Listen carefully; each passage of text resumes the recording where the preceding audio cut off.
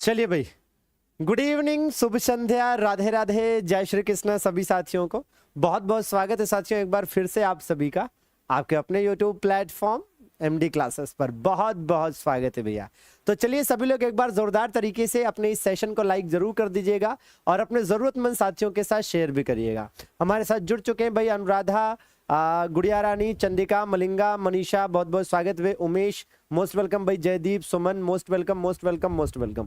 तो चलिए शुरू करते हैं और लेकर चलते हैं सीधे आपको पहले प्रश्न की ओर। बाकी साथियों आप जानते हैं कि आपकी आरपीएफ एग्जाम की शानदार तैयारी के लिए डेली रात 9 बजे आपकी क्लास होती है। और कल जैसे रात 9 बजे आपके लिए क्या लेकर आ रहा हूं, कल रात 9 बजे आपके लिए स्पोर्ट्स से संबंधित सारी चीजें होने वाली हैं, जैसे प्रसिद्ध खेल मैदान, प्रमुख देशों के राष्ट्रीय खेल, विभिन्न खेल तथा उनके जो परिसर होते हैं, खेल तथा खिलाड़ियों की संख्या, खेलों से संबंधित पुरस्कार। तो ये सब एक बढ़िया टॉपिक जो है कल रात 9 बजे कवर होने वाला है। फिलहाल आज के सेशन में आपको देखने को मिलेगा मिक्स क्वेश्चन, बिल्कुल जीके जीएस का, हिस्ट्री, पॉलिटी, ज्योग्राफी, सारा सब्जेक्ट का मिक्स टॉप 50 क्वेश्चन देखने को मिलने वाला है। चलिए तो पहला प्रश्न आपकी स्क्रीन पर है, कह रहा है बंदी जीवन, क्या कह रहा है भैया, बंदी जीवन पुस्तक का लेखन किसने किया था, बताएंगे भैया।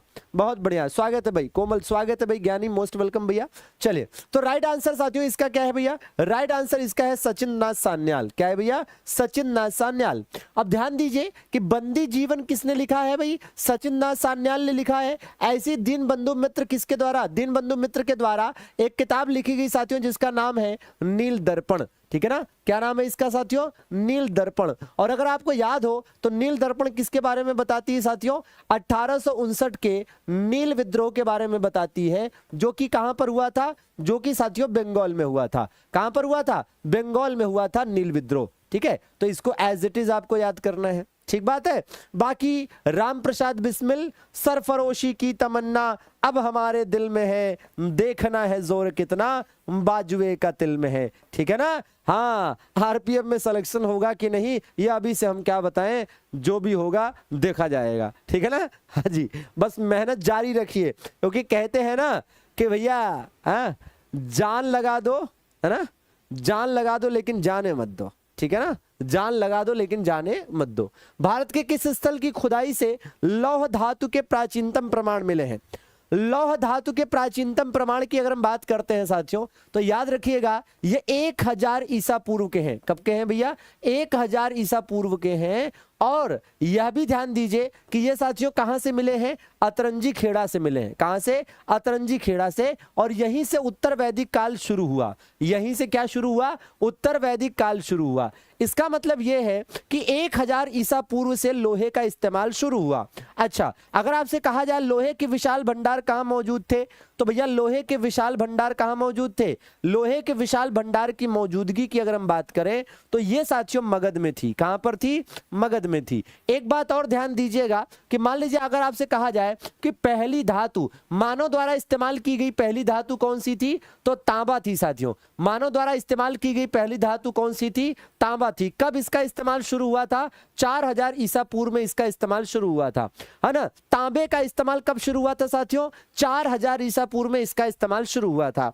हालांकि अगर हम बात करें साथियों कांस्य युगीन सभ्यता की, है ना, कांस्य युगीन सभ्यता की बात करें तो ये साथियों कैसे बनी, तांबा में टिन मिलाकर, तांबा में क्या मिलाकर, टिन मिलाकर। दरअसल में साथियों जो सिंधु सभ्यता थी ये क्या थी, ये भारत की पहली कांस्य युगीन सभ्यता थी, ठीक है ना। सिंधु काल में पहली बार कांसे का इस्तेमाल शुरू हुआ था, सिंधु काल में पहली बार कांसे का इस्तेमाल शुरू हुआ था, ठीक बात है भाई। चलिए भाई आर्यन, लेकर चलते हैं अगले प्रश्न की तरफ, इसको फिलहाल याद रखिएगा। और यह भी ध्यान दीजिएगा कि लोहे की खोज जैसे ही हुई साथियों, यहां से ग्रामीण से नगरी सभ्यता की ओर विकास होना शुरू हो गया, ठीक है। ग्रामीण से नगरी सभ्यता की ओर विकास होना शुरू हो गया। यह बताइएगा मौर्य साम्राज्य में प्रचलित मुद्रा बतानी है, मौर्य साम्राज्य में प्रचलित मुद्रा बतानी है। तो साथियों मौर्य साम्राज्य में जो प्रचलित मुद्रा थी वो कौन सी थी, पण थी। दरअसल में साथियों पण जो है ये मौर्य साम्राज्य के टाइम पर राजकीय मुद्रा थी, ठीक है, राजकीय मुद्रा थी, मतलब रॉयल करेंसी थी। अच्छा, कांकड़ी साथियों और माशक, कांकड़ी और माशक भी मौर्य काल में चलते थे, लेकिन ये दोनों किसके बने हुए थे साथियों, तांबे के बने हुए थे। इसी प्रकार से अगर हम बात करें तो इस काल में साथियों एक और सिक्का चलता था जिसका नाम था सुवर्ण, और सुवर्ण साथियों किसका बना हुआ सिक्का था? सोने का। तो इस बात का ध्यान रखिएगा, ठीक है, इस बात का ध्यान रखिएगा कि भैया क्या पण राजकीय मुद्रा थी, कांकड़ी और मासक तांबे का सिक्का था, सुवर्ण साथियों सोने का सिक्का था। अब इस बात का और ध्यान दीजिए कि यहां पर साथियों जो दिनार आप देख रहे हैं यह भी स्वर्ण मुद्रा है, लेकिन यह किस काल की थी? तो यह साथियों गुप्त काल की थी। किस काल की साथियों? यह गुप्त काल की मुद्रा है, ठीक है ना। गुप्त काल में सोने के सिक्के को दिनार कहा जाता था, है ना, दिनार कहा जाता था, ठीक बात है। अच्छा, अब एक बात और जरा ध्यान दीजिएगा यहां पर जो कि काफी इंपॉर्टेंट है, और वो ये साथियों कि अगर आपसे कहा जाए क्या, अगर आपसे कहा जाए कि भारत में प्राचीनतम सिक्के, क्या कहा जाए भाई, भारत में प्राचीनतम सिक्के कब जारी किए गए थे? चलिए फटाफट बताइएगा। भारत में अगर हम प्राचीनतम सिक्कों की बात करें तो भारत में प्राचीनतम सिक्के कब जारी किए गए थे? भारत में प्राचीनतम सिक्के का मतलब समझ रहे हैं? मतलब भारत में पहली बार सिक्के कब जारी किए गए। तो अगर हम भारत में पहली बार कॉइन की बात करते हैं, करेंसीज की बात करते हैं, तो इट वॉज साथियों 600 BC, 600 ईसा पूर्व में भारत में पहली बार सिक्के जारी किए गए। और ये साथियों जो जारी किए गए थे ये किसके बने हुए थे? ये साथियों चांदी के बने हुए थे, ठीक है ना, चांदी के बने हुए थे। और इनको क्या कहा गया है? तो इन्हें साथियों आहत या पंचमार्क सिक्का कहा गया है, आहत या पंचमार्क सिक्का कहा गया है, ठीक है ना, आहत या पंचमार्क सिक्का कहा गया है। और याद रहे कि इसी को साथियों कारशापण भी कहा गया है। क्या कहा गया भैया? इसी को कारशापण भी कहा गया है, ठीक बात है। कहां पर जारी किए गए थे ये सिक्के? कहां पर जारी किए गए थे साथियों? कहां पर चलाए गए थे? तो ये सिक्के चलाए गए थे मगध में और पूर्वी उत्तर प्रदेश में, मगध तथा पूर्वी उत्तर प्रदेश में ये सिक्के चलाए गए थे, पूर्वी उत्तर प्रदेश में, ठीक बात है। तो ये जरा एज इट इज स्क्रीनशॉट ले लीजिएगा कि भारत में प्राचीनतम सिक्के 600 BC में चांदी के चलाए गए थे, इन्हें आहत या पंचमार्क सिक्के कहा गया है, ठीक बात है। बाकी चलिए अगले प्रश्न की तरफ चलेंगे। ये बताइएगा, ठीक है ना, नोट करते चलना भैया। ये बताएंगे भैया, कहते हैं साथियों कि महमूद गजनवी किस वंश का था? उस टाइम पे भैया बहुत सारे वंश थे, तो पर्टिकुलर किसी एक वंश ने नहीं जारी किया था जो प्राचीनतम सिक्के थे। उस समय महाजनपद काल हुआ करता था और कई सारे छोटे मोटे राज्य थे, टोटल 16 थे, ठीक है ना। चलिए ये बताइए भैया, भाई महमूद गजनवी किस वंश का था भैया? महमूद गजनवी आप जानते हैं साथियों इसने भारत पर 17 बार आक्रमण किए थे, ठीक है, 17 बार आक्रमण किए थे। ये साथियों यामिनी वंश का था। किस वंश का? यामिनी वंश का था। और इसे साथियों बुत शिकन भी कहा गया है। इसने कई सारे मूर्तियों को तोड़ा, इसलिए इसे मूर्ति भंजक भी कहा गया है। क्या कहा गया है इसे? इसे मूर्ति भंजक भी साथियों कहा गया है, ठीक है। तो महमूद गजनवी किस वंश का था? यामिनी वंश का था।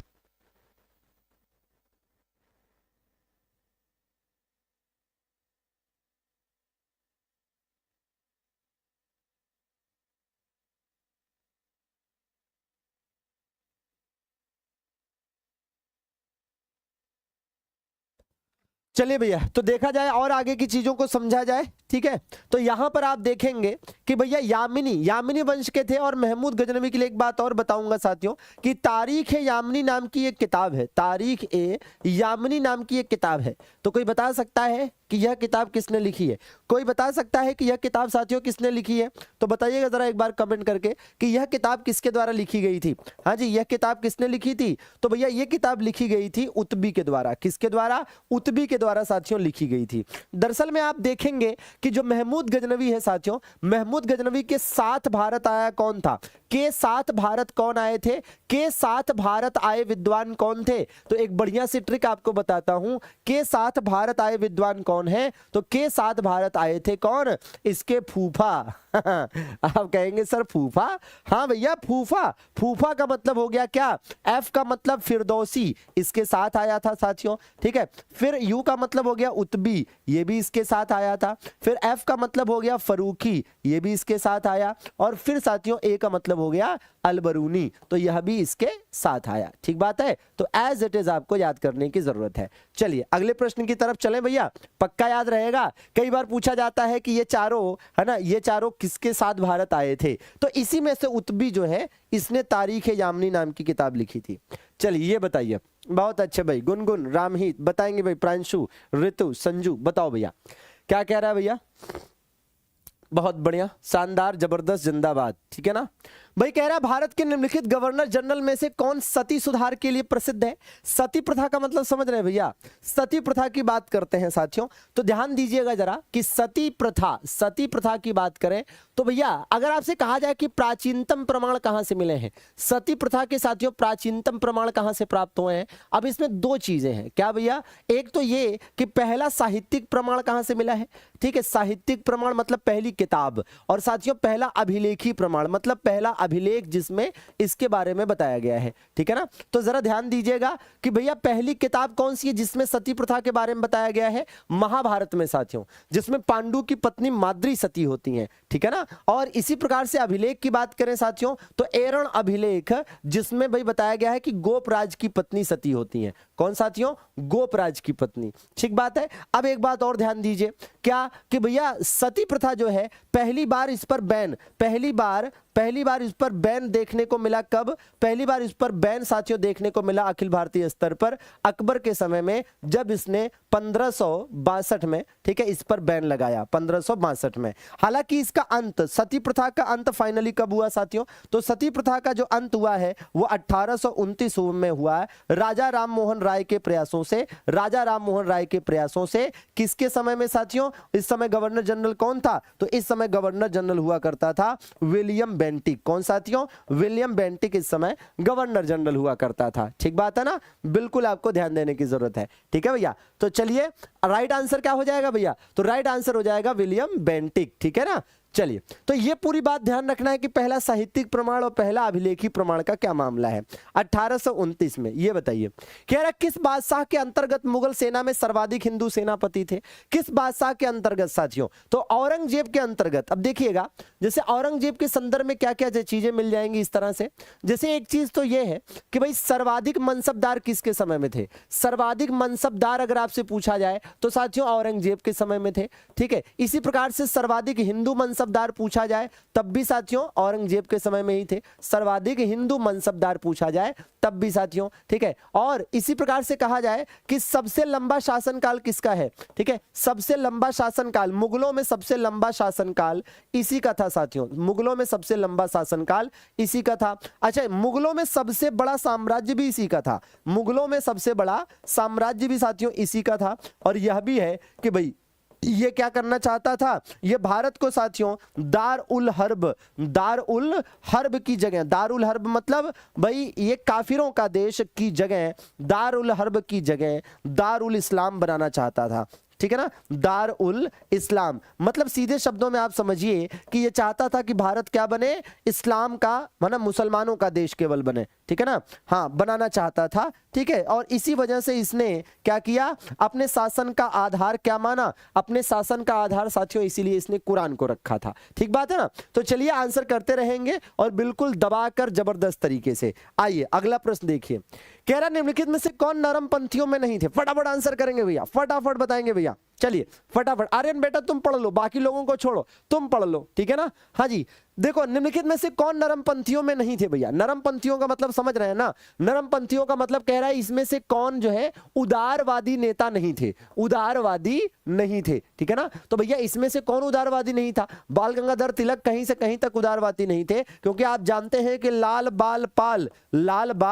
पाल और तीनों लोगों ने मिलकर उधेड़ डाली अंग्रेजों की खाल, लाल बाल पाल, तो लाला लाजपत राय, बाल गंगाधर तिलक और विपिन चंद्र पाल, ठीक भैया, इन तीनों लोगों का नाम जरूरी है, ठीक है। चलिए ये बताइए दक्षिण अफ्रीका में महात्मा गांधी द्वारा प्रकाशित पत्रिका कौन सी थी, दक्षिण अफ्रीका में साथियों।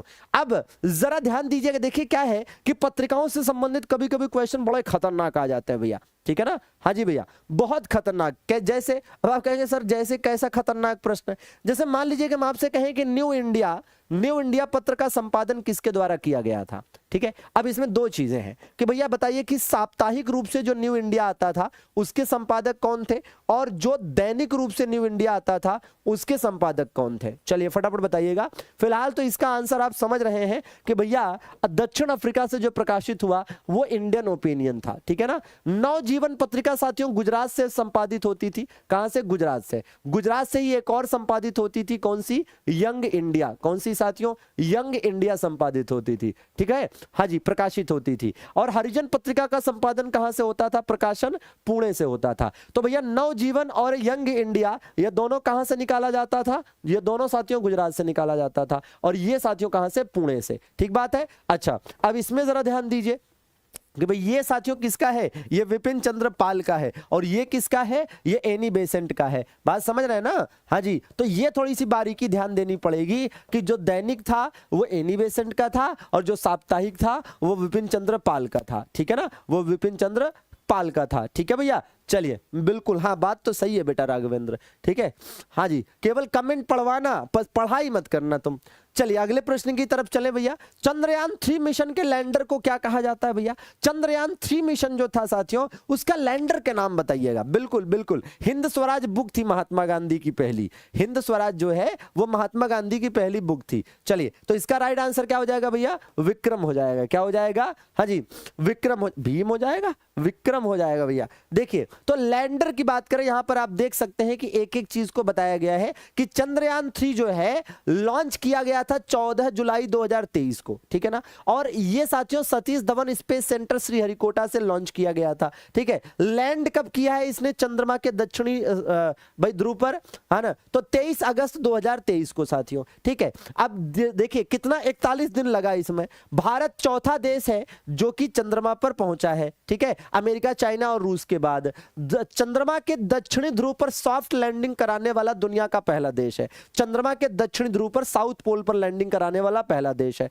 ठीक है ना। चलिए, अच्छा, इधर आप देखिएगा कि भैया ये LVM-3 द्वारा गया था। LVM-3 मतलब लार्ज व्हीकल, है ना, मार्कअप, ठीक है। तो ये वो रॉकेट है जिसके द्वारा इसे लॉन्च किया गया था। GSLV Mark 3B से कहा जाता है। रोवर जो था, रोवर प्रज्ञान था, लैंडर विक्रम था, ठीक है। और जिस जगह पर इसने लैंड करा है उस जगह का नाम क्या रखा गया है? शिव शक्ति स्थल उसका नाम रखा गया है। क्या नाम रखा गया है? शिव शक्ति स्थल नाम रखा गया है भैया नरेंद्र, ठीक है। अच्छा, रोवर और लैंडर में क्या डिफरेंस है? तो साथियों रोवर क्या होता है और लैंडर क्या होता है, ठीक है। तो जब भैया ये मिशन भेजा गया, जब चंद्रयान भेजा गया, तो जिसने लैंड किया होगा चंद्रमा की सतह पर वो लैंडर है विक्रम, और उसमें से एक रोबोट टाइप का निकला होगा जो वहां की सतह पर चला होगा, वो क्या है? वो रोवर है, ठीक है ना, वो रोवर है, ठीक है। चलिए आगे देख लिया जाए भैया, ये बताइएगा, ठीक है ना। भाई कह रहा है निम्नलिखित में से किस गीत ने ऑस्कर अवार्ड जीता था 2023 में? ये तो बिल्कुल याद होगा आपको, बड़ा फेमस सॉन्ग हुआ था साथियों। कौन सा भैया? RRR का, है ना, RRR का। कितने लोगों ने ये मूवी देख ली है भैया? कितने लोगों ने ये मूवी देख ली है? बिल्कुल बिल्कुल भाई बीपी। चलो, तो राइट आंसर क्या है? नाटू नाटू, नाटू नाटू। बड़ा शानदार सा सॉन्ग था भैया। और आप देखेंगे भारत द्वारा जीते गए जो ऑस्कर अवार्ड्स हैं, ठीक है, अभी तक के, भानु अथैया ने सबसे पहले जीता था 1982 में, ठीक है, कॉस्ट्यूम डिजाइन के लिए, गांधी फिल्म के लिए, ठीक है। सत्यजीत रे ने 1992 में जीता। रेसुल पुकुटी है, गुलजार है, AR रहमान है, कार्तिक गोंजाल्विस है, और फिर है ना RRR, ठीक है, 2023 में नाटू नाटू, ठीक है ना। ये बताइए, कह रहा इंग्लिश में पहली बार औद्योगिक क्रांति शब्द का प्रयोग किसने किया था भैया? चलिए बताएंगे। और वैसे याद करिए औद्योगिक क्रांति सबसे पहले कहां हुई थी साथियों? 1780 के दशक में, 1780 में साथियों, 1780 के दशक में आप देखेंगे इसको साथियों शुरू किया गया था। कहां पर ये शुरू हुई थी? कहां पर? इंग्लैंड में, ठीक है ना। तो भैया सबसे पहले जो औद्योगिक क्रांति हुई थी वो कहां पर हुई थी? इंग्लैंड में हुई थी, ठीक है। और इस शब्द का पहली बार प्रयोग किसने किया था? अर्नाल्ड टायम्बी। बहुत बढ़िया भाई गुनगुन, एकदम सही और सटीक आंसर दिया है, ठीक है। सभी लोगों के आंसर सही नहीं आ रहे हैं भैया, थोड़ा मेहनत करो, ऐसे काम नहीं चलेगा। चलो एक और तगड़ा प्रश्न आपकी स्क्रीन पर है कि निम्नलिखित में से कौन सी एक कंप्यूटर भाषा नहीं है, ठीक है। इसमें से कौन सी एक कंप्यूटर भाषा नहीं है? जैसे C++ है, जावा है, लाइनक्स है। तो साथियों इसमें जो लाइनक्स है ये OS है। OS का मतलब साथियों ये ऑपरेटिंग सिस्टम है। ये क्या है? ये ऑपरेटिंग सिस्टम है, ठीक है। ये ऑपरेटिंग सिस्टम है, ये कोई लैंग्वेज नहीं है, ठीक है ना। तो भैया ये जो आपका केवल 3 मतलब लाइनक्स जो है ये कंप्यूटर की भाषा नहीं है, ठीक बात है ना। चलिए अगला प्रश्न देख लिया जाए। भाई कह रहा है हिंदू राष्ट्र का विचार मूलतः किसने दिया था? हिंदू राष्ट्र का विचार। चलिए फटाफट आंसर करिएगा और सेशन को लाइक करने में कंजूसी नहीं भैया। चलो जैसे देखिए यहां पर हेडगेवार है, इन्होंने साथियों आरएसएस की स्थापना की थी। आरएसएस की स्थापना इनके द्वारा कब की गई थी? तो इनके द्वारा साथियों आरएसएस की स्थापना 1925 में की गई थी। और आरएसएस का साथियों हेड ऑफिस कहां पर स्थित है? नागपुर में स्थित है साथियों। और राष्ट्रीय स्वयंसेवक संघ इसका फुल फॉर्म होता है। हालांकि इस प्रश्न का आंसर वीडी सावरकर है। वीडी सावरकर साथियों इन्होंने मूलतः हिंदू राष्ट्र का विचार दिया। ये वही व्यक्ति हैं, ये वही शख्स हैं जिन्होंने पहले मित्र मेला नाम की एक संस्था स्थापित करी थी 1899 में। फिर इसे कन्वर्ट करके इसका नाम बदल कर क्या कर दिया? अभिनव भारत कर दिया। क्या कर दिया भैया? अभिनव भारत कर दिया। कब साथियों? 1904 में इसका नाम बदलकर अभिनव भारत कर दिया।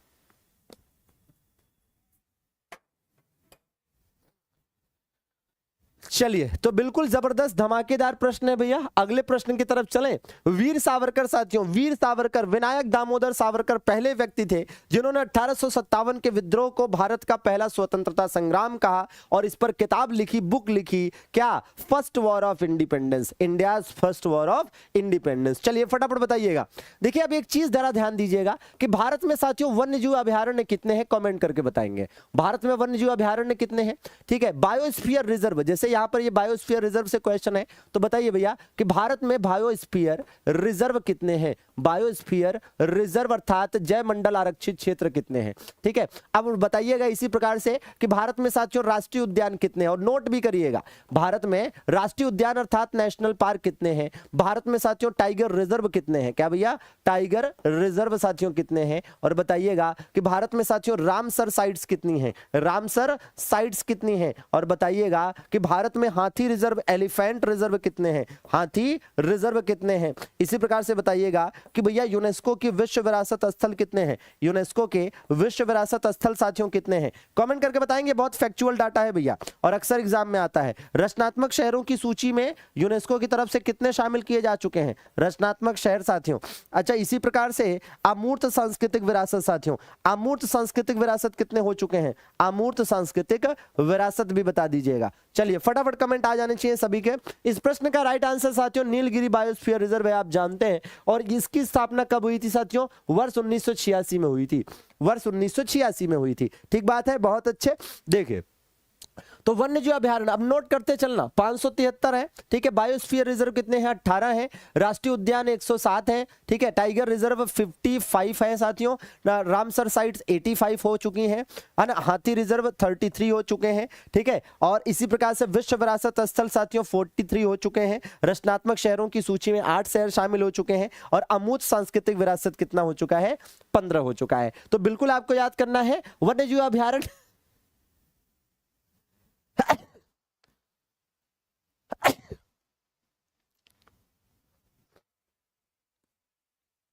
तो बिल्कुल आपको याद करना है साथियों कि अगर आप देखेंगे वन्यजीव अभयारण्य 573 है ना, बायोस्फीयर रिजर्व 18, राष्ट्रीय उद्यान 107, टाइगर रिजर्व 55, रामसर साइट 85, हाथी रिजर्व 33, विश्व विरासत स्थल 43, रचनात्मक शहर 8 और अमूर्त सांस्कृतिक विरासत 15। ठीक बात है, तो इसको नोट कर लेंगे। ठीक है भैया, चलिए स्क्रीनशॉट ले लीजिए और एकदम बुक में है ना, अपनी कॉपी में सॉरी छाप लीजिए। ठीक है, चलिए और यहां से क्वेश्चन अक्सर आते हैं, ये बताइए फिलहाल तो। हाँ जी, और इस तरह से देखिए कुछ क्वेश्चन ऐसे भी होते हैं, जैसे मान लीजिए पूछ लिया यहां से कि भैया राष्ट्रीय उद्यान 107वां राष्ट्रीय उद्यान देहिंग पटकुई। ठीक है, हाँ जी, इसी प्रकार से आप ये वाला ज्यादा क्वेश्चन फेमस है। हाथी रिजर्व 33वां कौन सा है? तो भैया उत्तर प्रदेश में तराई। ठीक है ना, हाँ जी। जैसे ये 43rd विश्व विरासत स्थल कौन सा है? असम का मोइद्दम। ठीक है, जैसे अमूर्त सांस्कृतिक विरासत में 15वां कौन सा है? गरबा। ये सब एक एक पॉइंट आपके पास लिखा होना चाहिए। ठीक है ना, बिल्कुल। चलिए बताओ भैया, इसका आंसर दो भैया फटाफट, सभी के आंसर आने चाहिए। कह रहा साथियों इसमें से कौन सी एक विशेषता एकाधिकार स्पर्धा की? इकोनॉमिक्स का बड़ा शानदार सा क्वेश्चन, इकोनॉमिक्स का। एक बार चारों ऑप्शन को पढ़िएगा, आपके पास आंसर आ जाएगा। चारों ऑप्शन को पढ़ेंगे तो आप देखेंगे यहां पर किसकी बात हो रही है? एकाधिकार की। ठीक है, और फिर ऑप्शंस जब आप पढ़ेंगे तो ये देखिए क्या लिखा है? उत्पाद सजातीय होता है। तो भैया एकाधिकार में उत्पाद सजातीय कहां होगा? ठीक है ना, हाँ जी। तो इस बात का है ना, एकाधिकार स्पर्धा की नहीं है। ठीक है, चलिए ये देखिए जरा, किस देश ने 25 वर्षों में पहली बार महिलाओं के लिए सैन्य सेवा खोली है? 25 सालों में पहली बार, जी हाँ, है ना, सैनिकों की भर्ती इसने करनी बंद कर दी थी 25 साल पहले, अब फिर से साथियों खोल दी है। कोलंबिया साथियों दरअसल में आप देखेंगे ये साउथ अमेरिका का मैप आपकी स्क्रीन पर है, साउथ अमेरिका साथियों, और इसमें आप देख सकते हैं कि ये जो आपको दिख रहा है यही साथियों कोलंबिया है, यही क्या है, कोलंबिया है। इसकी राजधानी दोस्तों क्या है, इसकी राजधानी आप देखेंगे बोगोटा है। क्या है इसकी राजधानी, इसकी राजधानी बोगोटा है, ठीक है ना, तो बिल्कुल याद रखिएगा। पेसो यहाँ की मुद्रा है, ये देखिए जरा, बताएंगे। बहुत अच्छे। कह रहा है 74वें संविधान संशोधन। हम सब जानते हैं कि साथियों जब हम अनुसूची की बात करते हैं, ठीक है, तो मूलतः कितनी अनुसूचियां थी, मूलतः 8 थी, ठीक है ना। अब कितनी अनुसूचियां हैं, अब 12 है, ठीक है। तो भैया ये 9वीं 10वीं 11वीं 12वीं सब बाद में जोड़ी गई। ये साथियों भूमि सुधार से संबंधित है। कब जोड़ी गई जरा याद करिए, भूमि सुधार से संबंधित है ये 51 है ना, 1951 में जोड़ी गई थी। कब, 1951 में। 10वीं साथियों दल बदल से संबंधित है, किससे, दल बदल से संबंधित है, 1985 में जोड़ी गई, ठीक है ना। 11वीं पंचायत से संबंधित है ना, पंचायत से संबंधित है, 1973 में जोड़ी गई, है ना, सॉरी 1992 के संशोधन द्वारा 1993 में, ठीक है। और ये साथियों नगर पालिका से संबंधित है और यह भी 1992 में ही जोड़ी गई, ठीक है। ये क्या था, ये पहला संविधान संशोधन था। ये साथियों भाई 52वां संविधान संशोधन था, ठीक है। ये क्या था, ये 73वां संविधान संशोधन था, और ये क्या था, ये 74वां संविधान संशोधन था। अब इसमें थोड़ा सा एक चीज का ध्यान देना पड़ता है, और वो ये ध्यान देना पड़ता है कि भैया इसमें 29 विषय हैं, इसमें 29 विषय हैं, ठीक है, सब्जेक्ट्स, ठीक है, और इसमें कितने हैं, इसमें 18 विषय हैं। तो ये चीज थोड़ा सा अलग से ध्यान रखनी पड़ती है, ठीक भैया। चलिए अगले सवाल की तरफ चलें भैया। ये देखो भाई, कह रहा है संघ की कार्यपालिका शक्ति राष्ट्रपति में निहित होगी, जिनका प्रयोग वह स्वयं या अपने अधिकारियों के माध्यम से करेगा। चलिए भाई बताएंगे भाई, मनोज, संगीता, रितु, संजू, बहुत बढ़िया, अज्जू बहुत बढ़िया, बताओ भैया, बहुत बढ़िया बहुत बढ़िया, ठीक है। तो अब देखिएगा कि जैसे आर्टिकल 51 है, तो इसमें दे रखा है अंतरराष्ट्रीय शांति एवं सुरक्षा, अंतरराष्ट्रीय शांति एवं सुरक्षा दे रखा है, अंतरराष्ट्रीय शांति एवं सुरक्षा साथियों यहां पर दे रखा है, ठीक है। तो एक तो ये बात है। इधर अनुच्छेद 52 में साथियों प्रेसिडेंट का पद है, मतलब राष्ट्रपति का पद है, क्या है, तो इसमें साथियों राष्ट्रपति का पद दे रखा है, ठीक है। 53 इसका आंसर हो जाएगा। और 54 में क्या दे रखा है कि भैया जो राष्ट्रपति का इलेक्शन होता है उसमें कौन कौन लोग वोट देते हैं, मतलब निर्वाचक मंडल मतलब इलेक्टोरल कॉलेज, निर्वाचक मंडल मतलब इलेक्टोरल कॉलेज, ठीक बात है। चलिए ये देखिएगा, बहुत बढ़िया, ठीक है, बहुत बढ़िया। तो ये 53 आपको एज इट इज याद करना है, और 53 की वजह से ही कहते हैं कि राष्ट्रपति भारत की कार्यपालिका का प्रमुख है।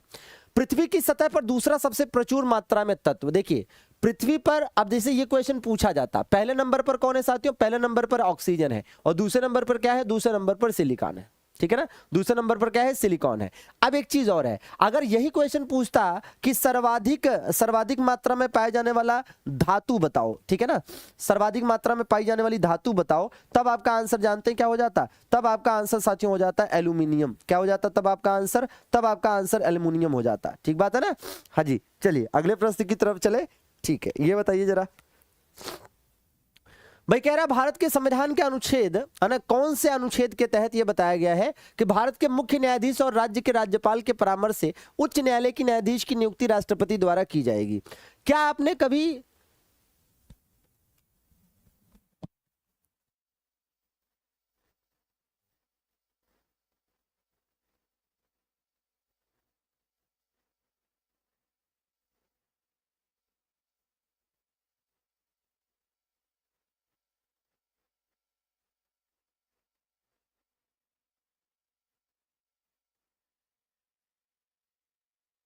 चलो भैया, तो जरा ध्यान देंगे, क्या आपने कभी सुना है किसके बारे में भैया, क्या आपने कभी सुना है ना, कि जो सुप्रीम कोर्ट और हाई कोर्ट के न्यायाधीश होते हैं, जज होते हैं, उनकी नियुक्ति कैसे होती है। अब जरा ध्यान दीजिएगा, एकदम ये बहुत इंपॉर्टेंट है, और इस संदर्भ में आपको ध्यान होगा कि कई बार ये क्वेश्चन पूछा जाता है कि भाई सुप्रीम कोर्ट हो और हाई कोर्ट हो, ठीक है। यहां पर जो जजों की नियुक्ति का मामला है, यहां पर जो जजों की नियुक्ति का मामला है, इसमें क्या चलता है, जजों की नियुक्ति का जो मामला है ना, इसमें साथियों चलती है कोलेजियम प्रणाली। क्या चलती है इसमें चलती है कोलेजियम प्रणाली, ठीक है। कोलेजियम प्रणाली साथियों यहां पर चलती है, और कोलेजियम प्रणाली के अंतर्गत क्या क्या चीजें होती हैं जरा ध्यान से समझिएगा।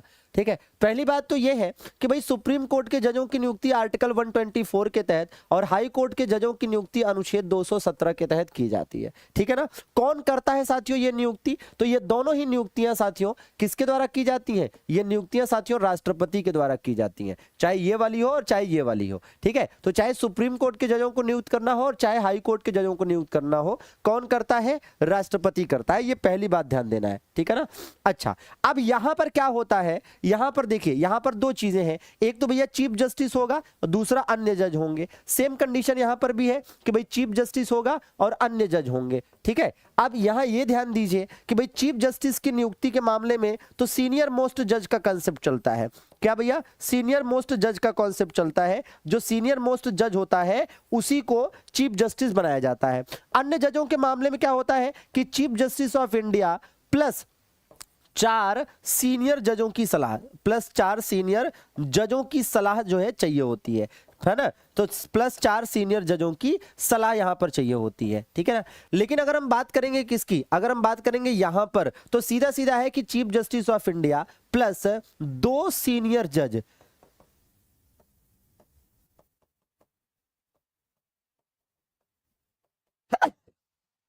सॉरी,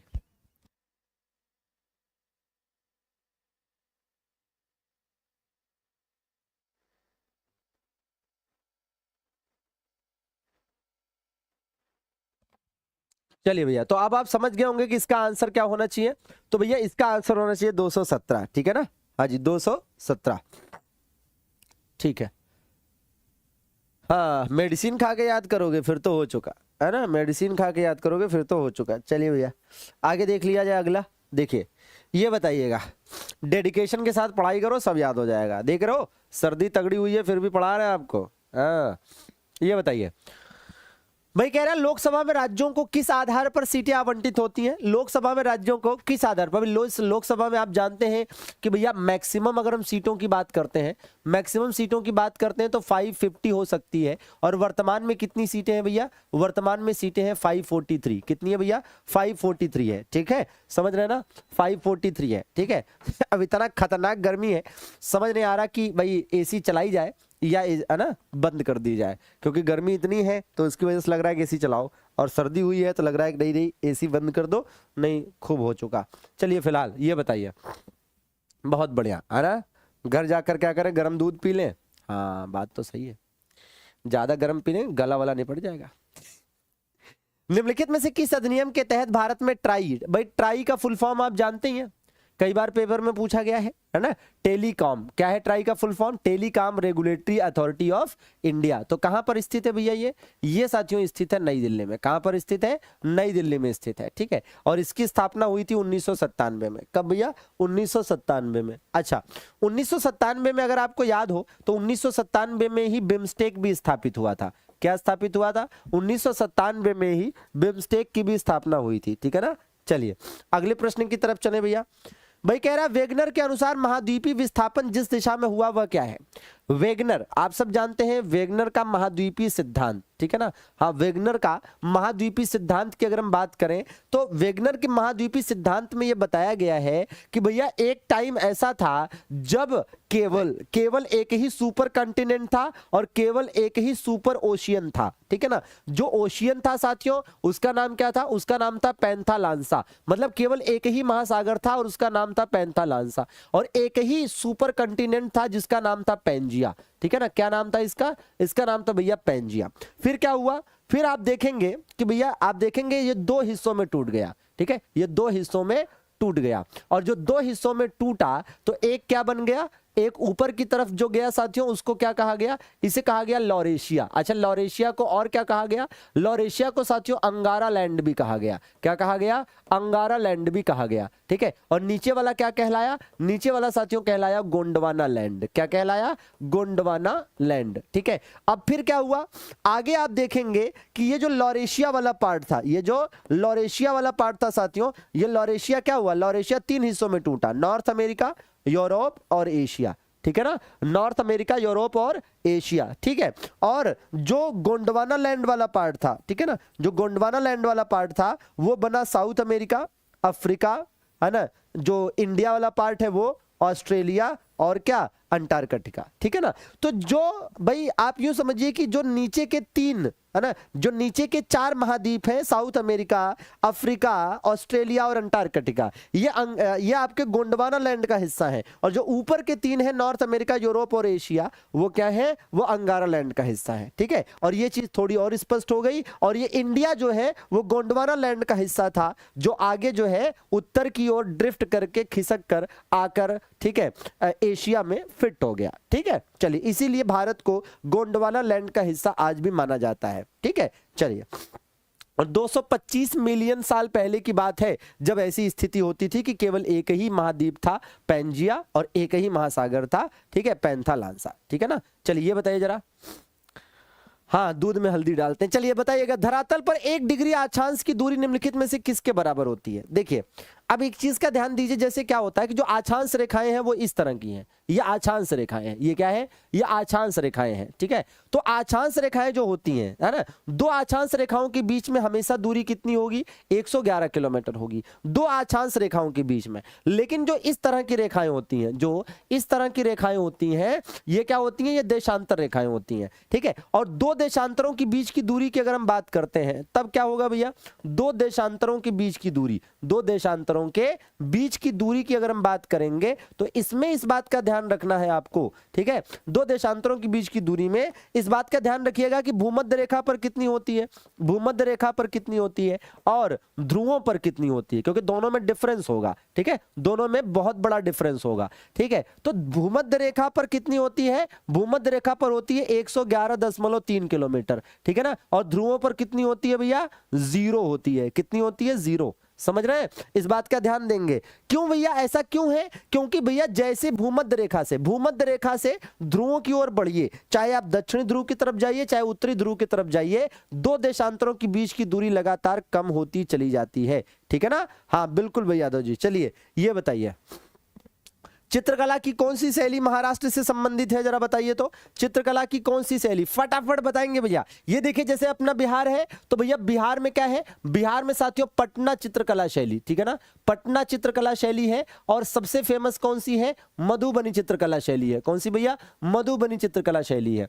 इसी प्रकार से देखिए, ये जो वेस्ट बंगाल वाला पार्ट है, यहां पर साथियों कौन सी फेमस है, काली घाट पेंटिंग फेमस है। कौन सी, काली घाट पेंटिंग। इसी प्रकार से उड़ीसा में कौन सी साथियों फेमस है, पट्टचित्र फेमस है। कौन सी, पट्टचित्र फेमस है। आंध्र प्रदेश में साथियों कौन सी फेमस है, कलमकारी फेमस है। कौन सी, कलमकारी फेमस है साथियों, है ना। तमिलनाडु में कौन सी फेमस है साथियों, तो तंजौर चित्रकला शैली फेमस है। कौन सी, तंजौर, ठीक है ना। इसी प्रकार से महाराष्ट्र में कौन सी फेमस है साथियों, महाराष्ट्र में साथियों वारली फेमस है, ठीक है। गुजरात में कौन सी फेमस है, गुजरात में दोस्तों पिथौरा फेमस है। कौन सी, पिथौरा। राजस्थान में कौन सी फेमस है, राजस्थान में साथियों फड़ फेमस है, ठीक है। और इधर मध्य प्रदेश में कौन सी फेमस है, मध्य प्रदेश में साथियों बाघ फेमस है। कौन सी, बाघ फेमस है, ठीक है। और इधर हिमाचल प्रदेश में कौन सी फेमस है, तो कांगड़ा फेमस है, ठीक है। अब आप क्या करेंगे भाई, अब इसकी एक स्क्रीनशॉट फटाफट ले लीजिए और एज इट इज एक मैप टाइप का अपने नोट्स में बना लीजिए, एज इट इज अपने नोट्स में बना लीजिए।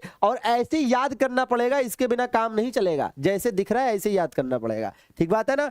तो बढ़िया है, ठीक है। तो बिल्कुल याद रखेंगे साथियों कि ये आपका जैसे बिहार है, तो ये भैया बिहार में मधुबनी चित्रकला शैली, और ये साथियों क्या है, ये वेस्ट बंगाल है, तो वेस्ट बंगाल में काली घाट। ये उड़ीसा है, तो यहां पर साथियों पट्ट चित्रकला, ठीक है। ये आपका आंध्रा वाला पार्ट है, तो आंध्रा में साथियों कलमकारी। और ये तमिलनाडु वाला पार्ट है, तो तमिलनाडु में तंजौर, ठीक है ना। और ये साथियों महाराष्ट्र है, तो महाराष्ट्र में वारली। ये मध्य प्रदेश है, तो मध्य प्रदेश में बाघ। ये साथियों गुजरात है, तो गुजरात में पिथौरा, ठीक है। ये राजस्थान में फड़। और ये हिमाचल प्रदेश में कांगड़ा।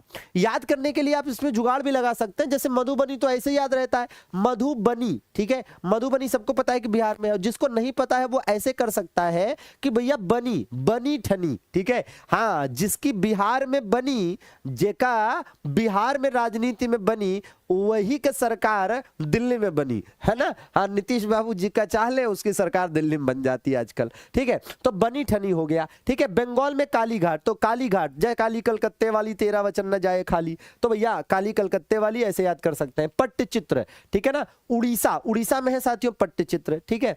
हाँ जी, अब इसमें क्या होता है कि जैसे मान लीजिए कि उड़ीसा, उड़ीसा को आप ना उड़ी, क्या उड़ी, चिड़िया उड़ी। अगर आप पट्ट से है ना, मान लीजिए चिड़िया बैठी है और पट्ट से आप बजा दें, ठीक है, तो आवाज बहुत आती है, चिड़िया उड़ जाती है, ठीक है ना। हाँ, चिड़िया क्या करती है, उड़कर उड़ीसा पहुंच जाती है। अब देखिए कलमकारी, आधी कलम, क्या याद करिए, आधी कलम, आधी से आंध्र प्रदेश और कलम से कलमकारी, ठीक है। आधी कलम से भी बचपन में लिख लेते थे, ठीक है। तमिलनाडु में तंजौर है, त से तमिलनाडु, त से तंजौर। महाराष्ट्र में वर्ली नाम की जगह है, ठीक है। मध्य प्रदेश में बाग आप जानते हैं फेमस है। गुजरात का पिथौरा काफी फेमस है। राजस्थान का फड़, राजस्थान के राजपूत शासक अपने दुश्मनों को फाड़ कर रख देते थे, ऐसे याद कर सकते हैं। और हिमाचल प्रदेश में तो कांगड़ा है ही, ठीक है। तो ऐसे याद कर सकते हैं, स्क्रीनशॉट ले लीजिए।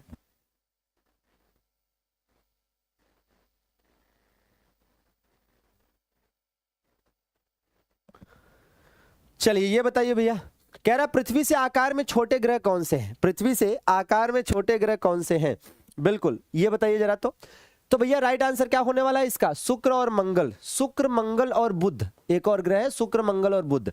तो ये तीन ग्रह ऐसे हैं साथियों जो पृथ्वी से आकार में छोटे हैं, जो पृथ्वी से आकार में छोटे हैं, शुक्र मंगल और बुध, ठीक है ना। चलिए अगला प्रश्न देख लिया जाए। भाई यहां पर आप देख सकते हैं ये मरकरी, मरकरी मतलब ये बुध हो गया, ठीक है ना। ये वेनस मतलब शुक्र हो गया, ठीक है ना, शुक्र हो गया। ये आपका अर्थ मतलब पृथ्वी हो गई भाई, ठीक है। या मार्स मींस मंगल हो गया, क्या हो गया, मंगल हो गया। ये जुपिटर मतलब बृहस्पति हो गया, ठीक है, बृहस्पति हो गया, ठीक है। और ये सैटर्न मतलब शनि हो गया। अब कई लोगों को याद नहीं रहता है ना, हिंदी इंग्लिश वाले नाम याद करने में बड़ी दिक्कत होती है सबको, ठीक है। हाँ जी, और ये ध्यान रखेंगे कि जो ये प्लूटो है, यम है, अब ये क्या है भैया, अब ये ड्वार्फ प्लेनेट है, ठीक है। ये बौना ग्रह की श्रेणी में रखा गया है, ठीक है। इसे क्या रखा गया है, अब कहां रखा गया है, बौना ग्रह की श्रेणी में, ठीक बात है। और ध्यान दीजिए इसको कैसे याद कर सकते हैं, तो my very educated mother just serve us noodles, ऐसे याद कर सकते हैं, ठीक है ना भैया। चलिए आगे देख लिया जाए। तो भैया ये भी है कि जो शुरू के, जो लास्ट के 4 ग्रह हैं उनको आप जोवियन प्लेनेट कह सकते हैं, ठीक है ना। चलिए ये बताए भैया, ये बताए, कह रहा है साथियों एंडीज पर्वतमाला की सबसे ऊंची चोटी, एंडीज पर्वतमाला की सबसे ऊंची चोटी बताना है, ठीक है ना। चलिए बिल्कुल, तो अब देखिएगा जैसे है क्या कि एशिया महाद्वीप की, एशिया महाद्वीप की और पूरे विश्व की भी सबसे ऊंची चोटी कौन सी है, ठीक है। पूरे विश्व की भी सबसे ऊंची चोटी कौन सी है भैया, तो माउंट एवरेस्ट है ना। किस पर्वत श्रेणी में है बताइए। इसी प्रकार से साथियों अफ्रीका की, अफ्रीका की सबसे ऊंची चोटी, ठीक है, कौन सी है भैया, तो माउंट किलिमंजारो है। कौन सी है, माउंट किलिमंजारो है। कौन सी पर्वत श्रेणी में है बताइए, ठीक है भाई। यूरोप की सबसे ऊंची चोटी, यूरोप की सबसे ऊंची चोटी माउंट एल्ब्रुस, ठीक है, माउंट एल्ब्रुस किस पर्वत श्रेणी में है बताइए, माउंट एल्ब्रुस किस पर्वत श्रेणी में है। इसी प्रकार साथियों नॉर्थ अमेरिका की सबसे ऊंची चोटी, क्या भैया, नॉर्थ अमेरिका में माउंट डेनाली किस पर्वत श्रेणी में है भैया, माउंट डेनाली, ठीक है। साउथ अमेरिका की सबसे ऊंची चोटी साथियों माउंट एकांकागुआ किस पर्वत श्रेणी में है, माउंट एकांकागुआ किस पर्वत श्रेणी में है। और इसी प्रकार से साथियों जो ऑस्ट्रेलिया की सबसे ऊंची चोटी है माउंट कोशुस्को, ये किस पर्वत श्रेणी में है, माउंट कोशुस्को ये किस पर्वत श्रेणी में है। और इसी प्रकार से साथियों अंटार्कटिका की सबसे ऊंची चोटी, अंटार्कटिका की सबसे ऊंची चोटी माउंट विंसन मैसिव, क्या, माउंट विंसन मैसिव, है ना। ये किसी पर्वत श्रेणी में नहीं है क्योंकि वहां पर यही पर्वत है, ठीक है। फिलहाल तो आप देखिएगा एक चीज ध्यान से कि जैसे माउंट एवरेस्ट कहां पर है भैया, तो माउंट एवरेस्ट जो है ये हिमालय पर्वत श्रेणी का हिस्सा है, ठीक है, हिमालय पर्वत श्रेणी का हिस्सा है। और देखिए अफ्रीका का किलिमंजारो ये ज्वालामुखी पर्वत है कि तो किसी पर्वत श्रेणी में नहीं है बल्कि ये स्वतंत्र रूप से पर्वत है और ज्वालामुखी पर्वत है, ठीक है। ये ज्वालामुखी पर्वत है तो किसी पर्वत श्रेणी में नहीं है, ठीक है। यूरोप की बात करें साथियों माउंट एल्ब्रुस, तो ये काकेसस पर्वत श्रेणी में है, किसमें, काकेसस पर्वत श्रेणी में है, ठीक है ना, काकेसस पर्वत श्रेणी। नॉर्थ अमेरिका में जैसे ये है तो ये अलास्का पर्वत श्रेणी में है, किसमें भैया, अलास्का पर्वत श्रेणी में है, ठीक है। माउंट एकांकागुआ साथियों ये एंडीज में है, किसमें है, एंडीज में है। माउंट कोशुस्को देखिए जैसे ग्रेट ठीक है, ग्रेट जो ग्रेट डिवाइडिंग रेंज है ऑस्ट्रेलिया का, उसमें है ग्रेट डिवाइडिंग रेंज, ठीक है ना।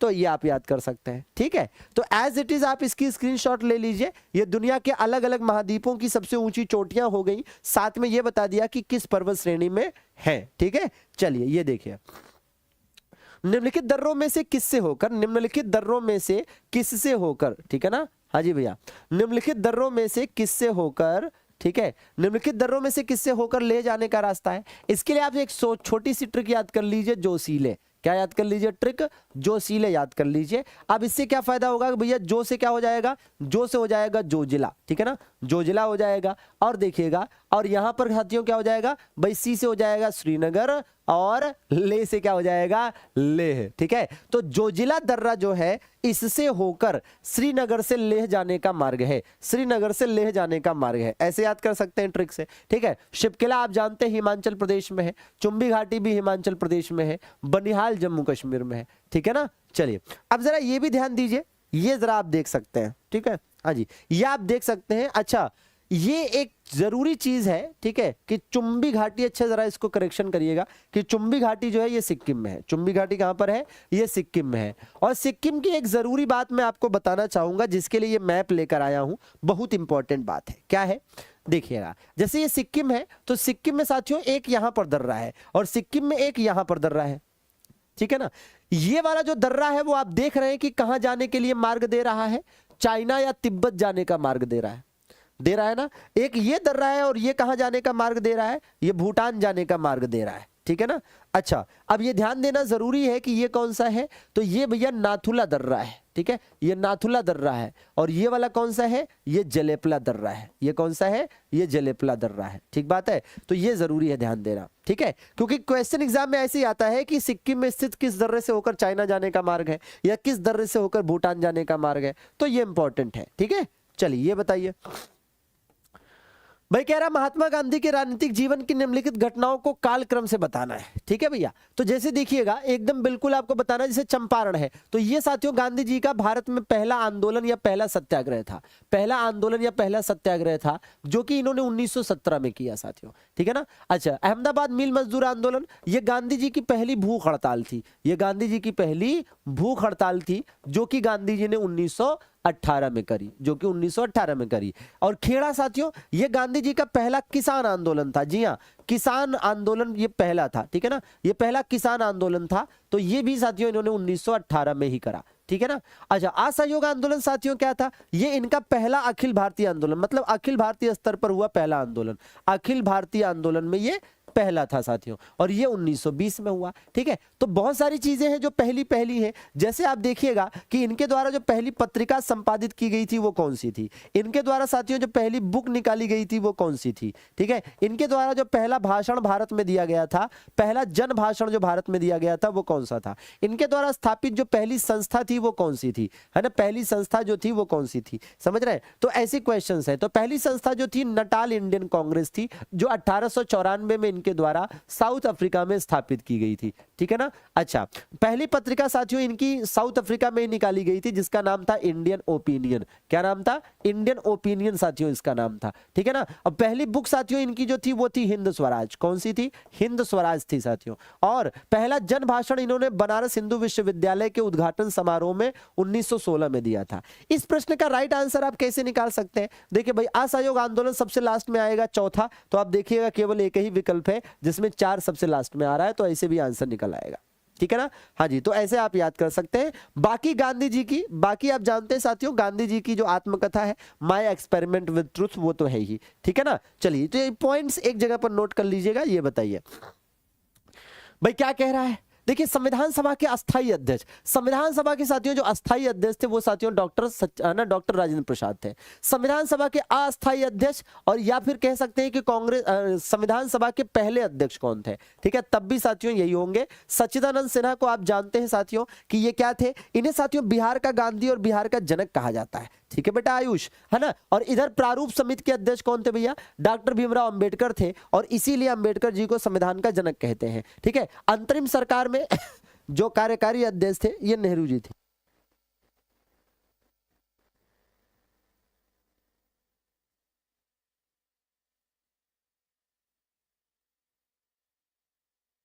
चलिए, तो राइट आंसर क्या निकल कर आएगा भैया? तो ये राइट आंसर निकल कर आ जाएगा साथियों 4 3, ठीक है, 4 3 2 1। क्या हो जाएगा? 4 3 2 1, ठीक है, 4 3 2 1, हाँ 4 3, अच्छा 4 3 1 2, ठीक है, 4 3 2 1 होना चाहिए। अच्छा ठीक है, ये वाला हो गया, ठीक है, बी आंसर हो जाएगा 4 3 2 1। आइए आगे देख लेते हैं। ध्यान रखिएगा कि कभी आपसे पूछा जा सकता है कि डॉक्टर भीमराव अंबेडकर को संविधान का जनक क्यों कहते हैं? क्योंकि वो प्रारूप समिति के अध्यक्ष थे। और प्रारूप समिति कौन साथियों? प्रारूप समिति वही है जिसने संविधान के प्रारूप को वास्तव में बनाया था। आइए जरा इसका आंसर देकर बताइए। तो सन 2000 में साथियों इनको पद्म भूषण पुरस्कार मिला था। कौन सा पुरस्कार मिला था? पद्म भूषण पुरस्कार मिला था सन 2000 में। सन 2000 में इनको क्या मिला था? पद्म भूषण पुरस्कार मिला था। और सन 2008 में साथियों इनको क्या मिला? पद्म विभूषण पुरस्कार मिला। कौन सा भैया? पद्म विभूषण पुरस्कार मिला, ठीक है ना। तो इसको याद रखिएगा। अब आगे इनको भारत रत्न भी मिलना चाहिए, ठीक है ना, आगे बिल्कुल इनको भारत रत्न भी मिलना चाहिए। बांग्लादेश के साथ सीमा साझा करने वाले राज्य बताना है। वैसे तो मैप से भी आप बता सकते हैं, बाकी मैं आपको एक ट्रिक बताता हूं। क्या भैया ट्रिक है? ट्रिक है साथियों बंगाली एटीएम। क्या याद कर लेना है? बंगाली एटीएम, ठीक है। क्या याद करिएगा? बंगाली एटीएम, ठीक है, हाँ बस एक एम बढ़ा दीजिएगा, ठीक है। तो बंगाली एटीएम साथियों याद करना है और आराम से आपको याद हो जाएगा। देखिए तो बंगाली एटीएम में आपको भाई बंगाली से क्या हो गया? वेस्ट बंगाल हो गया, ठीक है। ए से क्या हो गया भाई? ए से हो जाएगा आपका असम, ठीक है ना, असम हो गया। टी से साथियों त्रिपुरा हो जाएगा, टी से क्या हो जाएगा? त्रिपुरा हो जाएगा। एम से साथियों मिजोरम हो जाएगा, ठीक है ना। और एम से क्या हो जाएगा? मेघालय हो जाएगा। क्या हो जाएगा? मेघालय हो जाएगा, ठीक है। और इस प्रकार से इसका राइट आंसर क्या हो जाएगा? इस प्रकार से इसका राइट आंसर जो हो जाएगा ये क्या हो जाएगा भैया? तो बिल्कुल आप याद कर सकते हैं साथियों कि पश्चिम बंगाल, मेघालय, असम, त्रिपुरा, मिजोरम, ठीक है ना। C right answer. Very good, very good, बहुत अच्छे, ठीक है। तो इस ट्रिक से याद कर सकते हैं, या तो आपको इस ट्रिक से नहीं याद करना है तो आप इस मैप से याद कर लीजिए, कोई समस्या थोड़ा ना है। तो यहां पर आप देखिएगा, तो जैसे आप देखिए भाई यहां पर क्या है भाई? इधर वेस्ट बंगाल है, ये देखिए ये मेघालय है, ये त्रिपुरा है, ठीक है, और ये असम का बॉर्डर लग रहा है। दो दो जगहों पर असम का बॉर्डर लगता है और इधर साथियों मिजोरम का बॉर्डर लगता है, ठीक है ना। हाँ जी, कौन सा? इधर आपका मिजोरम का बॉर्डर लग जाता है, ठीक है। तो इसको याद कर सकते हैं। चलिए ये देखिए जरा भाई बांग्लादेश, अच्छा बांग्लादेश के साथ किस राज्य की सीमा सबसे लंबी लगती है? तब क्या बताएंगे? किस राज्य की सीमा सबसे लंबी लगती है? तो मुझे लग रहा है आराम से बता लेंगे, कोई ऐसी दिक्कत की बात नहीं है। हाँ बंगाल, ठीक है ना। चलिए बिल्कुल, चलिए कह रहा है साथियों भारत में पहला शिक्षक दिवस। भाई शिक्षक दिवस तो आप जानते हैं कि कब मनाया जाता है?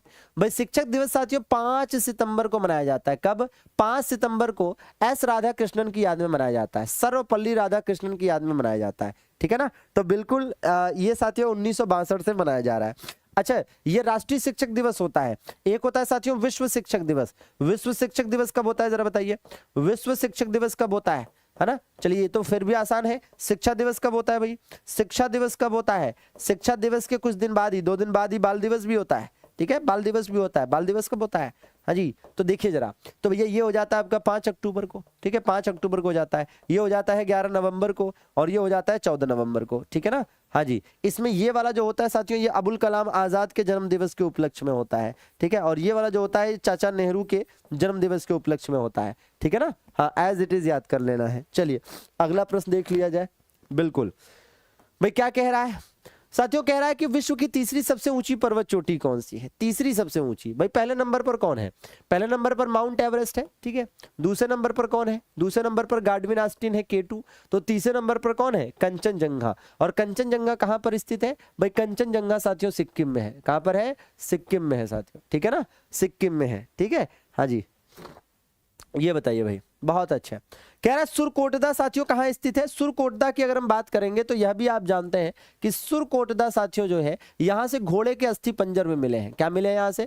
यहाँ से साथियों घोड़े के अस्थि पंजर के प्रमाण मिले हैं। हालांकि इसके बावजूद ये माना जाता है कि सिंधु घाटी सभ्यता में घोड़ों का अस्तित्व नहीं था। गुजरात में साथियों, वैसे गुजरात में और भी स्थल मिले हैं, जैसे लोथल भी साथियों गुजरात में ही था, याद करिए, रंगपुर भी साथियों गुजरात में ही था, ठीक है। और इसी प्रकार से धौलावीरा भी साथियों गुजरात में ही था। और यहां तक कि आप देखिएगा कि एक और है, ठीक है, क्या नाम है? लोथल हो गया, रंगपुर हो गया, धौलावीरा हो गया, सुरकोटदा हो गया। तो ये सब मुख्य वो स्थल थे जो कि गुजरात में थे। वैसे आपको यह भी याद रखना चाहिए कि आजादी के बाद सबसे ज्यादा सैंधवकालीन स्थलों की खोज किस राज्य से हुई? गुजरात राज्य से हुई, ठीक है ना। ये बताइए भारत की सबसे लंबी सहायक नदी कौन सी है? अगर हम सबसे लंबी सहायक नदी विश्व की कहें तो कौन सी होगी? विश्व की सबसे लंबी सहायक नदी कौन सी है ना। और भारत में किसी भी नदी की सबसे लंबी सहायक नदी कौन सी है, ठीक है। और एक होगा आपका कि भैया, है ना, एक विश्व की और एक भारत की, ठीक है। और इसी प्रकार से एक सिंधु की भी पूछ लिया जाता है, ठीक है, सिंधु की भी पूछ लिया जाता है। कई बार ये भी क्वेश्चन आता है कि गोदावरी की सबसे बड़ी सहायक बताइए, ठीक है। और बिल्कुल, तो देखिएगा भैया, तो विश्व की सबसे बड़ी सहायक नदी है मेडिरा, और ये किसकी सहायक है? भारत की सबसे बड़ी सहायक नदी है यमुना, किसकी सहायक है? सिंधु की सबसे बड़ी सहायक नदी है चेनाब, ठीक है ना।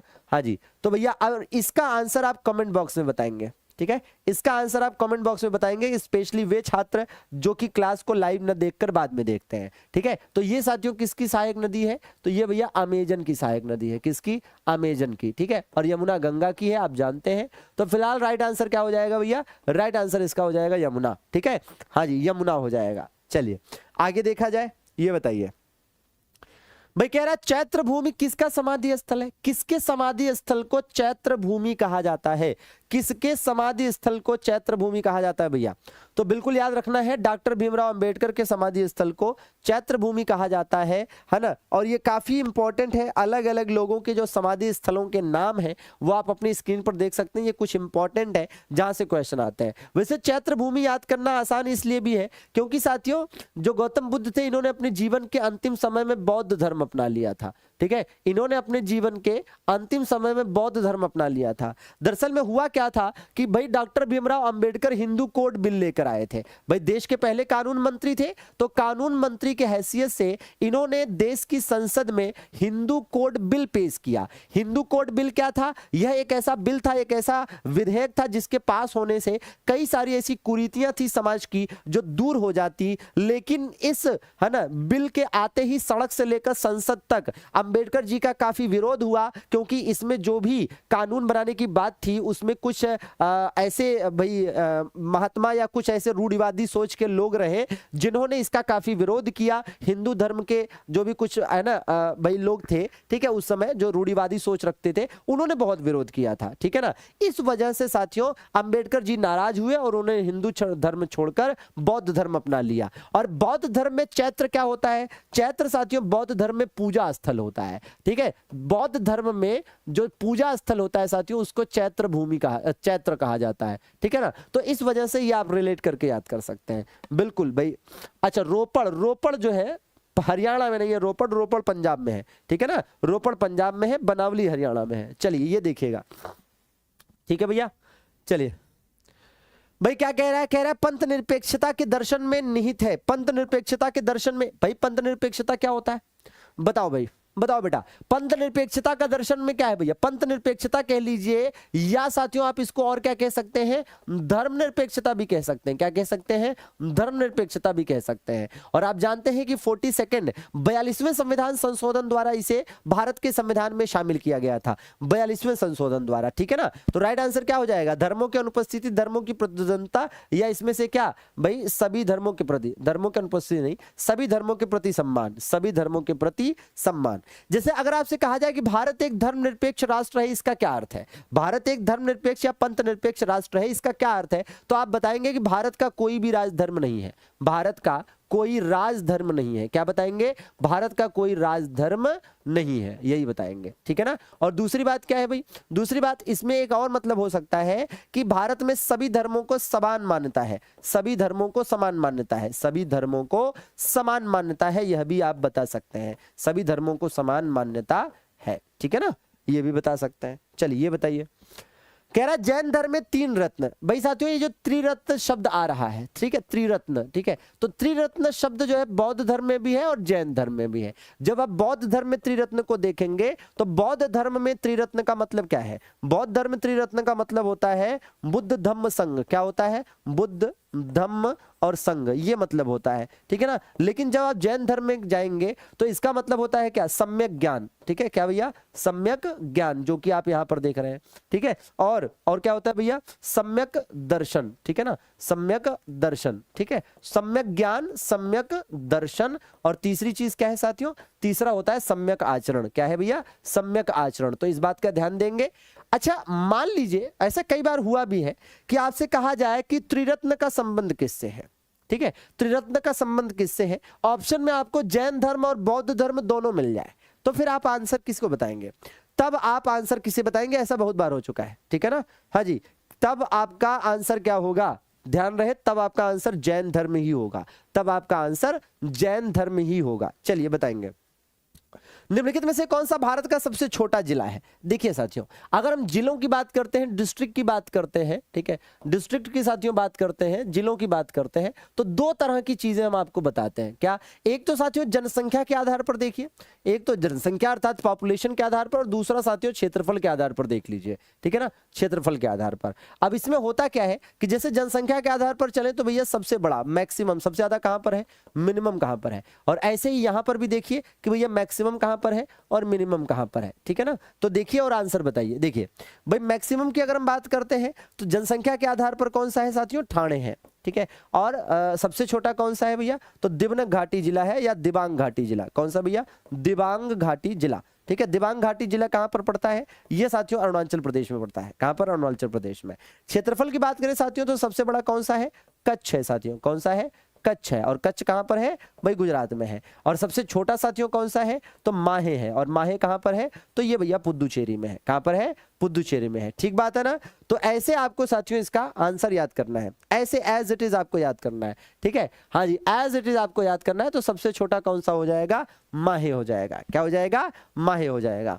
हाँ बिल्कुल, इस तरह के क्वेश्चन तो आते हैं। जैसे आप देखिए ये त्रिरत्न आप देख रहे हैं, त्रिरत्न बौद्ध धर्म में है, त्रिरत्न जैन धर्म में है, ऐसे ही हिंदू धर्म में त्रिदेव है ना, हिंदू धर्म में त्रिदेव है। याद करिए त्रिदेव की जब हम बात करते हैं तो एक क्वेश्चन आता है कि त्रिदेव की अवधारणा किस काल की देन है, मतलब त्रिदेव की जो अवधारणा है, त्रिदेव का मतलब ब्रह्मा विष्णु महेश, ये पहली बार किस काल में बाहर आया? तो पहली बार साथियों गुप्त काल में ये चीज देखने को मिली कि त्रिदेव शब्द आया, ठीक है ना। और ऐसे ही साथियों एक होता है क्या? वेद त्रयी।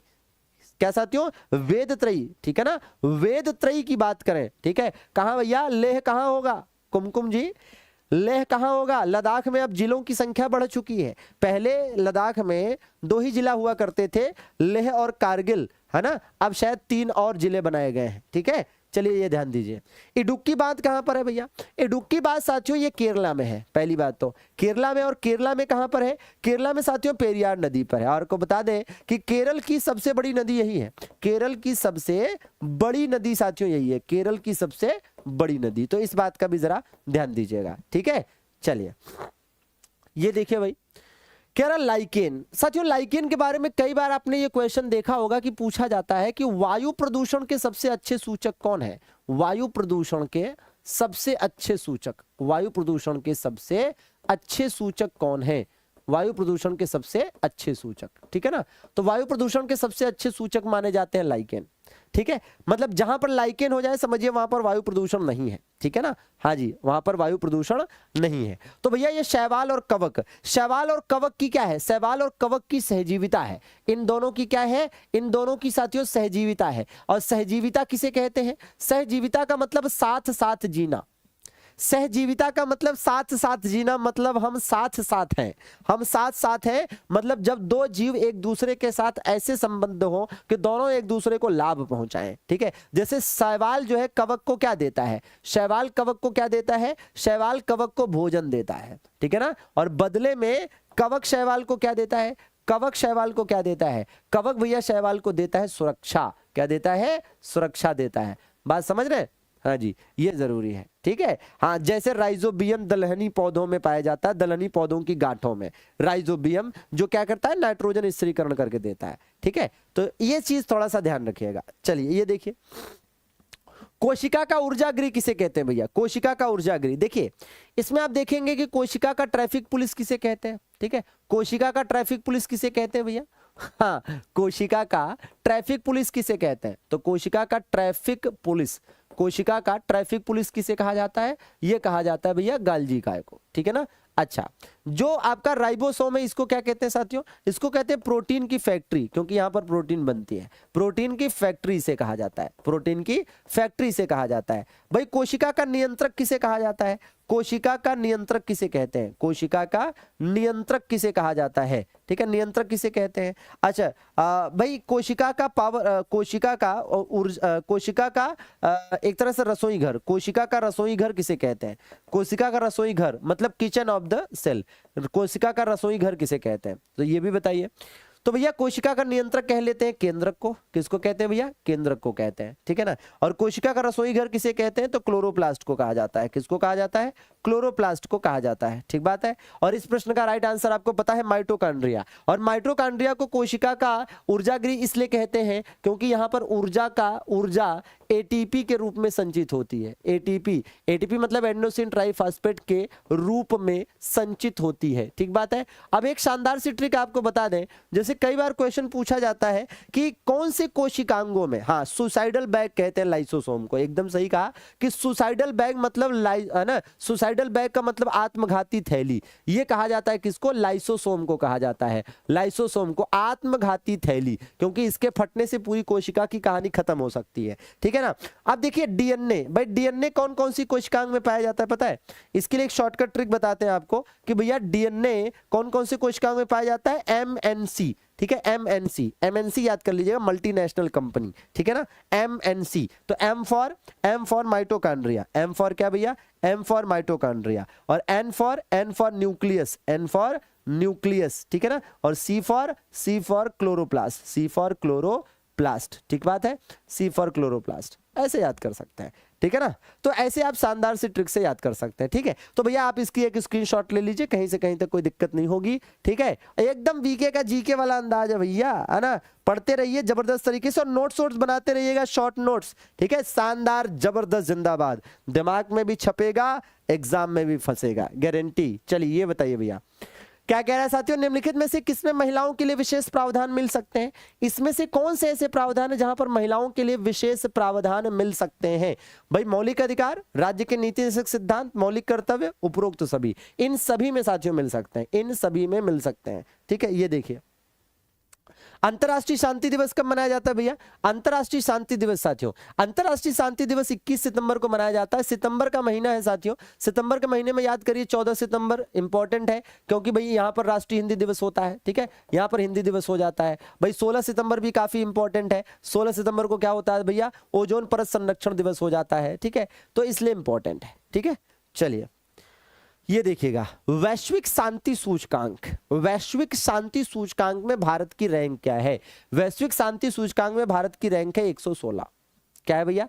116 है। अब देखिएगा जरा, मतलब विश्व में कौन से देश में कितनी शांति है। जैसे आपसे पेपर में कोई जरूरी नहीं कि ऐसे क्वेश्चन पूछे कि वैश्विक शांति सूचकांक में या ग्लोबल पीस इंडेक्स में पहले नंबर पर कौन है, या भारत की रैंक क्या है, या अंतिम रैंक कौन सी है, किसकी है। तो ऐसे तो पूछ ही सकता है, लेकिन ऐसे भी पूछ सकता है कि जैसे आपसे कहे दुनिया का सबसे शांत देश, ऐसे भी कह सकता है ना। वैश्विक शांति सूचकांक में आइसलैंड पहले स्थान पर है, तो ये हो गया सबसे शांत देश, ठीक है, सबसे शांत देश, ठीक है। और यमन अंतिम स्थान पर, तो कह सकते हैं कि सबसे अशांत देश, सबसे अशांत देश, ठीक है ना, सबसे अशांत देश है भैया, ठीक है ना। और इस लिस्ट में भारत आप देख रहे हैं 116वीं पोजीशन पर है। और भारत की जो स्थिति है इसमें 5 अंकों का सुधार हुआ है, 5 अंकों का सुधार हुआ है, ठीक है ना। हाँ बिल्कुल याद करना है भैया, ठीक है। अच्छा बाकी ध्यान रखिएगा कि भैया शांति सूचकांक है, और याद करने के लिए ऐसे भी याद कर सकते हैं कि आइसलैंड पहले स्थान पर है। आइसलैंड, अब किसी के ऊपर आइस डाल दो बेचारा ठंडा हो जाएगा, एकदम शांत हो जाएगा, ठीक है, काहे ही बोलेगा फिर, ठीक है, दिमाग की है ना गर्मी दूर। चलिए ये बताइए भैया सबसे ज्यादा रूस में शांति है? बहुत शांति है कि यूक्रेन के साथ युद्ध कर रहा है, रूस में शांति है? कौन सी है शांति? हो भेज दियो क्या उधर? हाँ भैया दो जी, बिल्कुल बिल्कुल, हाँ बिल्कुल कराएंगे। 2011 ईस्वी में हुई, 2011 में हुई जनगणना के अनुसार दशकीय वृद्धि दर का मतलब समझते हैं?